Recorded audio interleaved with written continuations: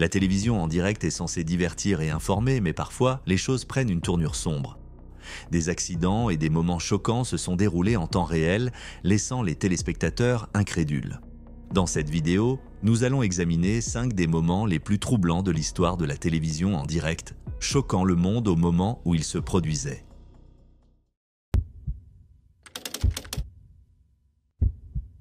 Le 6 mars 1995 a commencé comme un jour normal à Lake Orion, dans le Michigan. Scott Amedur, un barman de 32 ans connu pour sa personnalité extravertie, est apparu dans The Jenny Jones Show, une émission de télé-réalité diurne célèbre pour ses surprises dramatiques. Il avait accepté de participer à un segment intitulé « Secret Crush », où les invités révélaient leurs sentiments amoureux pour une personne de leur entourage. Le coup de cœur secret de Scott était Jonathan Schmitz, un jeune homme de 24 ans qu'il connaissait depuis des années. Jonathan n'avait aucune idée qu'il serait le sujet de la surprise. Lors de la révélation, il a semblé mal à l'aise mais ri, affirmant qu'il était définitivement hétérosexuel.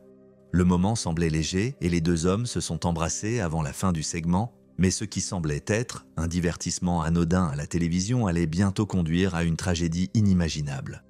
3 jours plus tard, le 9 mars, Scott était mort. Ce matin-là, il avait laissé une note taquine dans la boîte aux lettres de Jonathan, espérant peut-être poursuivre leur interaction. Mais au lieu de rire, la note a déclenché quelque chose de bien plus grave. Jonathan, se sentant embarrassé et submergé, a retiré de l'argent de son compte bancaire et a acheté un fusil. Il s'est ensuite rendu à la maison mobile de Scott à Lake Orion. Lorsque Scott a ouvert la porte, Jonathan lui a demandé s'il avait laissé la note. Scott a confirmé, souriant apparemment, inconscient du danger. Dans un accès de rage soudain, Jonathan a récupéré le fusil dans sa voiture et est revenu. Sans avertissement, il a tiré 2 fois, touchant Scott à la poitrine. Jonathan est immédiatement parti, s'est rendu à une station-service et a appelé le 911. Il a calmement admis ce qu'il avait fait, affirmant avoir agi sous le coup de l'humiliation après son apparition à l'émission. La police l'a rapidement arrêté et cette affaire choquante est rapidement devenue connue sous le nom de Jenny Jones Murder. Lors de l'enquête, des questions ont surgi quant à savoir si Jonathan avait été induit en erreur par les producteurs de l'émission. Ils ont affirmé qu'il avait été informé que son admirateur secret pouvait être un homme ou une femme, mais Jonathan a insisté sur le fait qu'il pensait qu'il s'agirait d'une femme. Ses avocats ont soutenu qu'il avait agi sous le coup d'une détresse émotionnelle extrême, citant ses antécédents de problèmes de santé mentale. La famille de Scott était dévastée. Son frère, Frank Amedur Jr., s'est exprimé contre Jonathan et The Jenny Jones Show, estimant que les producteurs avaient exploité Scott pour le divertissement. L'affaire a suscité des débats sur la responsabilité des médias et l'éthique de la télé-réalité. Jonathan a été accusé de meurtre au 1er degré, mais son équipe de défense a soutenu qu'il avait réagi impulsivement sous la pression. En 1996, il a été reconnu coupable de meurtre au 2e degré et condamné à 25 à 50 ans de prison. Cependant, sa condamnation a été annulée en appel. Après un nouveau procès en 1999, il a de nouveau été reconnu coupable et renvoyé en prison. Malgré sa peine, Jonathan a été libéré sous condition en 2017 après avoir purgé 22 ans. Sa libération a suscité de nouveaux débats. Certains estimaient qu'il avait payé sa dette, tandis que d'autres, y compris la famille de Scott, pensaient qu'il n'avait jamais vraiment montré de remords. Geoffrey Fieger, l'avocat de la famille Amedur, a critiqué le système judiciaire pour avoir permis à Jonathan de marcher librement, surtout qu'il n'avait jamais présenté d'excuses publiques. Pendant ce temps, la famille de Scott a engagé des poursuites contre The Jenny Jones Show et sa société mère, Warner Bros. Ils ont soutenu que l'émission avait irresponsablement mis en place le segment, créant une situation embarrassante qui a conduit à la mort de Scott. En 1999, la famille a remporté un procès de 29,3 millions de dollars. Cependant, la décision a été annulée plus tard, le tribunal estimant que l'émission ne pouvait pas avoir prévu ce qui se passerait après le tournage. L'affaire est restée un exemple significatif de la manière dont les médias sensationnalistes peuvent avoir des conséquences imprévues et tragiques. Elle a été revisitée dans des documentaires sur les crimes réels, notamment Trial by Media de Netflix et Dark Side of the 90s, qui ont exploré comment les émissions de télé-réalité de cette époque privilégièrent souvent le choc au détriment du bien-être de leurs invités. Bien que The Jenny Jones Show n'ait jamais été tenu légalement responsable, l'incident a soulevé des préoccupations durables sur l'éthique des médias. La vie de Scott aurait-elle pu être épargnée si Jonathan avait reçu plus d'informations? Si l'émission avait adopté une approche différente, les choses auraient-elles pu se terminer autrement? Les événements choquants entourant la mort de Scott Amedure ont exposé le côté sombre de la télé-réalité où les émotions personnelles sont transformées en divertissement, parfois avec des conséquences irréversibles.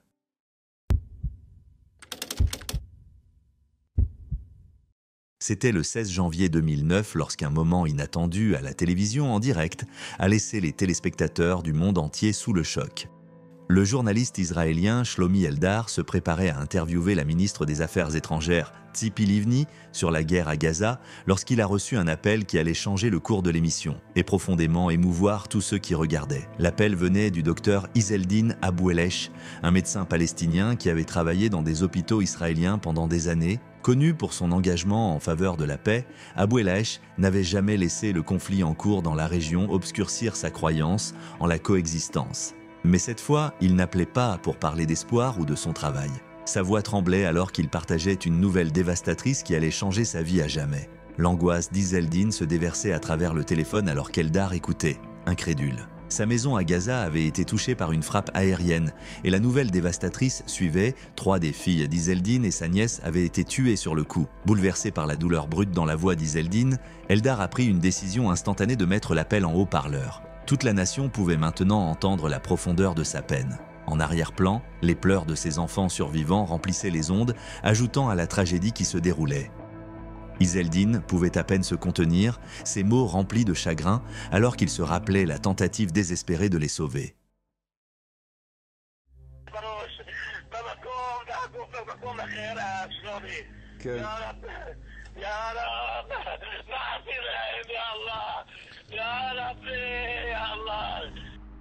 Il parlait de ses efforts désespérés et de la perte insupportable, remettant en question la cruauté de la situation. Le moment était sans précédent à la télévision. Un père, un médecin, un homme qui avait consacré sa vie à guérir, vivait maintenant une perte inimaginable en direct. Ces cris n'étaient pas seulement ceux d'un parent en deuil, c'était une supplique pour mettre fin à la violence.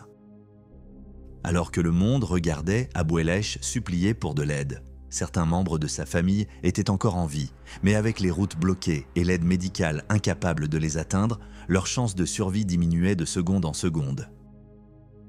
Il implorait Eldar, désespéré, de trouver un moyen de mettre les blessés en sécurité. La diffusion était brute et non scénarisée, un aperçu saisissant du coût humain de la guerre. Eldar, profondément ému, s'est tourné vers les forces de défense israéliennes, exhortant quiconque écoutait à aider. Les téléspectateurs à travers Israël, dont beaucoup s'étaient sentis détachés de la souffrance à Gaza, voyaient soudain le conflit sous un autre angle. Ce n'était pas seulement une question de politique ou d'opération militaire, c'était des familles, des enfants et des vies humaines qui étaient déchirées. Eldar a ensuite réfléchi à l'impact profond de ce moment. C'était la première fois que de nombreux Israéliens étaient confrontés au visage de ceux directement touchés par la tragédie et il leur était devenu impossible d'ignorer la réalité de la situation. La tragédie des filles d'Abouelech, Bessan, Mayar et Aya a laissé une cicatrice durable. Bessan étudiait le commerce et s'impliquait activement dans les efforts de paix. Mayar rêvait de devenir médecin suivant les traces de son père. Aya, la plus jeune, adorait la poésie et avait un avenir prometteur. Leurs vies ont été emportées en un instant, laissant leur père avec seulement des souvenirs et une perte insupportable. Malgré sa douleur, Abouelech a refusé de laisser le chagrin se transformer en haine. Au lieu de cela, il a utilisé sa voix pour appeler à la paix. Dans les années qui ont suivi, il a écrit un mémoire intitulé « Je ne haïrai pas », le voyage d'un médecin de Gaza sur la route de la paix et de la dignité humaine, où il a partagé son histoire et son espoir pour un avenir où Palestiniens et Israéliens pourraient vivre ensemble sans crainte. Son message a résonné dans le monde entier, faisant de lui un symbole de résilience. Il a été nominé 5 fois pour le prix Nobel de la paix, et malgré le chagrin qu'il portait, il a continué à avancer, parlant du besoin de compréhension et de coexistence. Cet appel téléphonique du 16 janvier 2009 est devenu un moment historique, un aperçu brut et déchirant du coût réel du conflit. Ce n'était pas juste un autre reportage, c'était le cri désespéré d'un père, un appel à se réveiller pour tous ceux qui regardaient. Et bien qu'il ne puisse pas ramener ses filles, il a suscité des conversations sur la paix, la compassion et l'humanité partagée qui existent au-delà des lignes de guerre.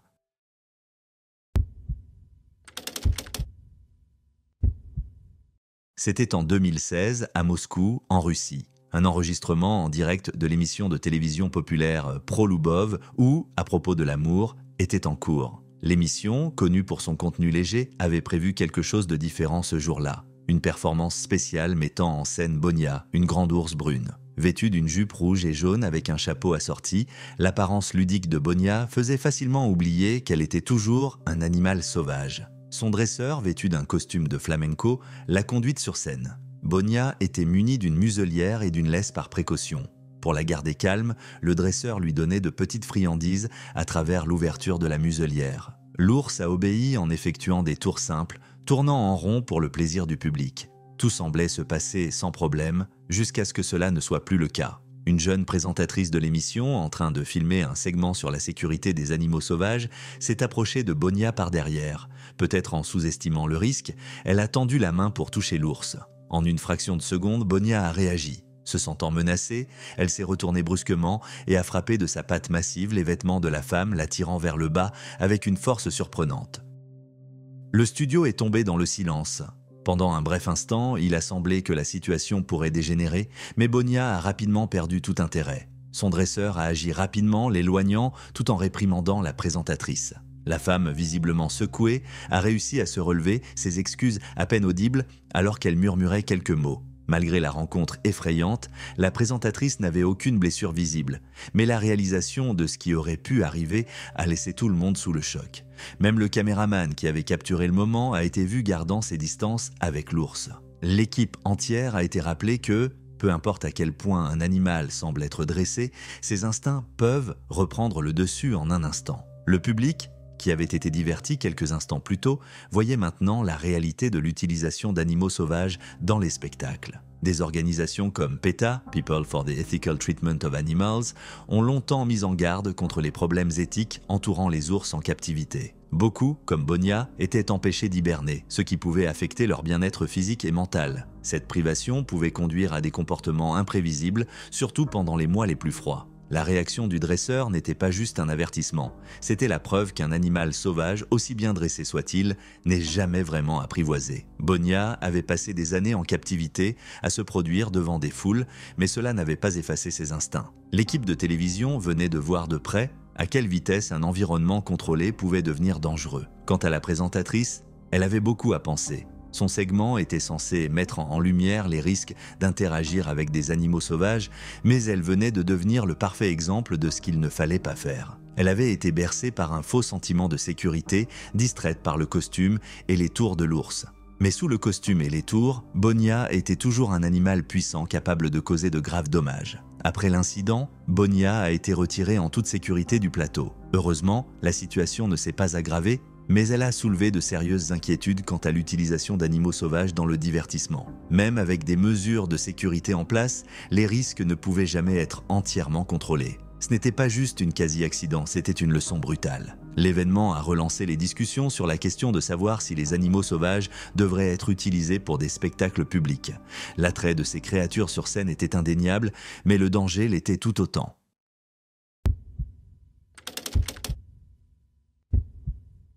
Le 14 juin 2008, une émission de télévision en direct à Miyazaki, au Japon, a pris un tournant choquant qui allait changer à jamais la vie d'un homme et profondément marquer toute une communauté.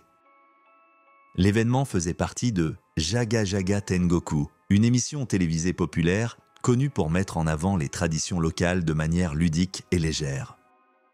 Ce jour-là, le segment présentait une compétition unique appelée Butsumo, où les participants se poussaient joyeusement dans un grand anneau en polystyrène posé sur un champ de riz boueux. Le but n'était pas de faire tomber ses adversaires, mais de se couvrir de boue autant que possible. Yanagida Tetsushi, un animateur de télévision bien connu, était présent pour couvrir l'événement.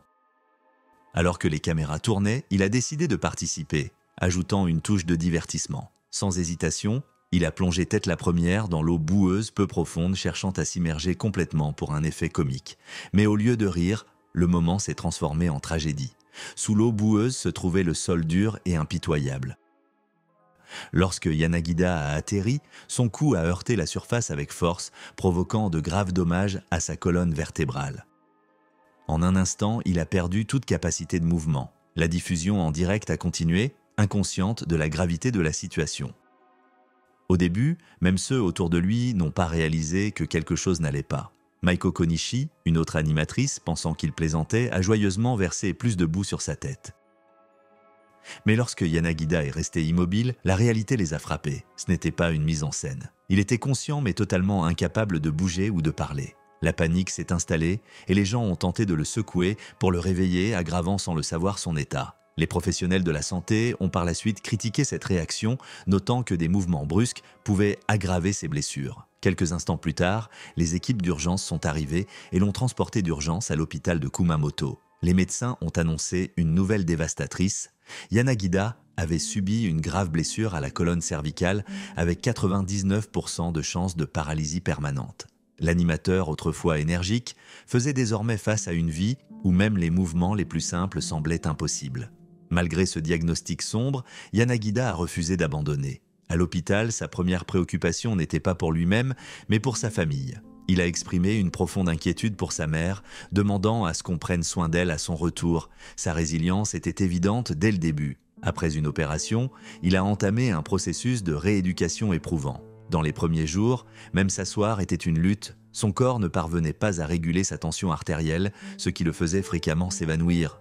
Les progrès étaient douloureusement lents. Presque un an après l'accident, il pouvait à peine soulever son bras de quelques centimètres. Ce n'était pas grand-chose, mais c'était un début. Après 10 mois d'hospitalisation, Yanagida a été autorisé à rentrer chez lui en fauteuil roulant. Mais sa récupération ne s'est pas arrêtée là. Il a poursuivi une thérapie intensive à Beppu, dans la préfecture d'Oita, apprenant à utiliser des dispositifs d'assistance. Des tâches quotidiennes, comme se raser ou utiliser un ordinateur, devenaient des étapes majeures. 3 ans après l'accident, en 2011, Yanagida a fait un retour émouvant à la télévision. Il est apparu dans 24 heures TV, L'amour sauve la Terre, sa première apparition à l'écran depuis l'incident. La même année, il a réussi un examen de certification en informatique prouvant sa détermination à avancer. En 2012, il était de retour régulièrement à l'antenne avec Mapos, une émission succédant à Jaga Jaga Tengoku. Bien que physiquement limité, son énergie restait intacte. Il continuait à interagir avec les téléspectateurs, partageant des histoires et des nouvelles locales avec la chaleur qui le caractérisait. Au-delà de la télévision, Yanagida est devenu un défenseur des sports adaptés, en particulier du boccia, un sport conçu pour les personnes en situation de handicap physique. Son engagement l'a conduit à devenir vice-président de l'association de boccia de la préfecture de Miyazaki, contribuant à développer ce sport et à inspirer de futurs athlètes. Tout au long de son parcours, sa famille est restée son plus grand soutien. Sa femme et ses 2 enfants étaient à ses côtés, l'aidant à traverser les moments les plus difficiles. Leur amour et leurs encouragements ont joué un rôle crucial dans sa capacité à avancer. Aujourd'hui, Yanagida continue d'inspirer. Il apparaît dans Miyazaki Genki TV, utilisant sa plateforme pour encourager les autres. Bien qu'il fasse face à des défis quotidiens, il insiste sur le fait que sa plus grande joie est de faire sourire les gens.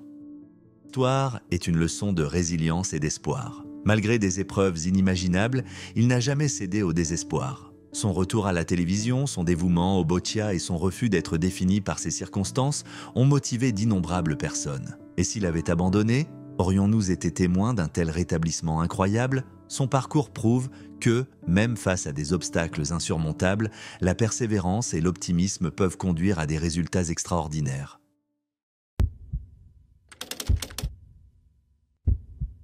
C'était en 2011 lorsque Jimmy Savile, une personnalité bien connue de la télévision britannique, est décédé à l'âge de 84 ans. En apparence, il était admiré pour sa personnalité excentrique, ses efforts caritatifs et sa longue carrière. Il avait levé des millions pour les hôpitaux, avait été anobli en 1990 pour ses contributions et semblait être un homme dévoué à aider les autres. Mais après sa mort, des rumeurs persistantes ont pris une tournure inquiétante. Les enquêtes ont révélé des vérités choquantes. Il avait utilisé sa célébrité et son travail caritatif pour abuser d'au moins 500 victimes. Pendant des décennies, il s'était caché à la vue de tous, manipulant la confiance du public tout en dissimulant sa véritable nature. Savile était surtout connu pour avoir animé Jim'll Fix It, une émission qui exauçait les souhaits des enfants de 1975 à 1994. Pour beaucoup, il était un entertainer excentrique qui apportait de la joie aux enfants. Mais en coulisses, Il utilisait sa position pour abuser de jeunes individus vulnérables, y compris ceux qu'il rencontrait dans le cadre de son travail caritatif dans les hôpitaux. Né le 31 octobre 1926 à Leeds, en Angleterre, Saville était le plus jeune de 7 enfants. Il parlait souvent d'une enfance difficile et de relations familiales distantes. Malgré cela, il s'était créé une image d'une personne profondément attentionnée envers les autres, en particulier les enfants. Dans les années 1960, il a commencé à faire du bénévolat au Leeds General Infirmary, un hôpital pour enfants. Il y rendait régulièrement visite, collectait des fonds et a même pris un emploi à temps partiel comme portier en 1968, ce qui lui donnait accès aux patients. Son image publique d'homme généreux a trompé beaucoup de monde, mais en privé, il abusait de ceux qu'il prétendait aider. Une victime, un garçon de 14 ans en fauteuil roulant, a raconté une rencontre troublante avec Saville à l'hôpital. Saville s'est approché de lui, a fait une remarque anodine, puis a franchi la ligne. Ce n'était qu'un des nombreux incidents survenus sous le couvert de son travail caritatif. Alors que sa carrière télévisuelle prospérait, son accès à davantage de personnes augmentait. Il a ensuite animé Top of the Pops, une émission musicale populaire mettant en scène de jeunes danseuses. C'est là que certains de ses actes les plus troublants ont été rapportés. Une victime, Sylvia Edwards, se souvient d'un incident en 1976 où Saville l'a touchée de manière inappropriée en direct à la télévision. Lorsqu'elle l'a signalé, elle a été ignorée. Malgré les murmures grandissants sur son comportement, Saville est resté une figure protégée dans la société britannique. Ses connexions avec des personnes puissantes, y compris des membres de la famille royale, lui ont permis de poursuivre sa carrière sans être inquiété. Il a même conseillé le prince Charles sur des questions publiques et des politiques de santé, renforçant ainsi son influence. Beaucoup soupçonnaient que quelque chose n'allait pas chez Saville, mais leurs inquiétudes ont été balayées. Ce n'est qu'après sa mort que l'étendue de ses actions a été révélée. Alors que la police creusait davantage, de plus en plus de survivants se sont manifestés, révélant que ces actes ne se limitaient pas aux enfants. Des rapports ont montré que même des adultes et des patients âgés des hôpitaux avaient été maltraités par Saville pendant ses années de bénévolat. L'opinion publique à son égard a rapidement changé. Autrefois considéré comme un entertainer et philanthrope aimé, il est devenu un symbole de manipulation et de tromperie. De plus en plus de victimes ont pris la parole et l'ampleur de ces méfaits est devenue indéniable. Un rapport de 2013 du ministère de la Santé a révélé qu'au moins 60 personnes au Leeds General Infirmary avaient été affectées par Saville, avec des âges allant de 5 à 75 ans. Au total, il avait fait des centaines de victimes dans plusieurs hôpitaux au Royaume-Uni. Pendant des années, sa réputation est restée intacte, en grande partie à cause de la réticence des médias et des institutions à l'exposer. L'un des aspects les plus troublants de cette affaire était la culture du silence entourant Saville. De nombreuses victimes craignaient de parler, inquiètes des conséquences ou de ne pas être crues. Certaines ont été menacées, tandis que d'autres sont restées silencieuses, sachant que leurs accusations seraient probablement ignorées. Les connexions puissantes de Saville et son statut de célébrité l'ont protégé pendant des décennies. En 2014, plusieurs enquêtes ont confirmé l'étendue de ces méfaits. Les survivants ont continué à se manifester, partageant leurs expériences douloureuses et exposant la vérité choquante sur un homme autrefois célébré par des millions. Le cas de Jimmy Savile a révélé comment le pouvoir et l'influence peuvent être utilisés pour cacher des secrets terribles. Pendant des années, son personnage public soigneusement construit a masqué ses véritables actions. Il a manipulé des institutions, réduit au silence ceux qui tentaient de l'exposer et a laissé derrière lui un héritage entaché par la vérité qui a émergé trop tard. Son histoire est un rappel de l'importance de prendre les accusations au sérieux, peu importe à quel point une personne est puissante ou respectée. Les voix des victimes ne doivent jamais être ignorées et des systèmes doivent être en place pour empêcher des figures comme Saville d'agir en toute impunité.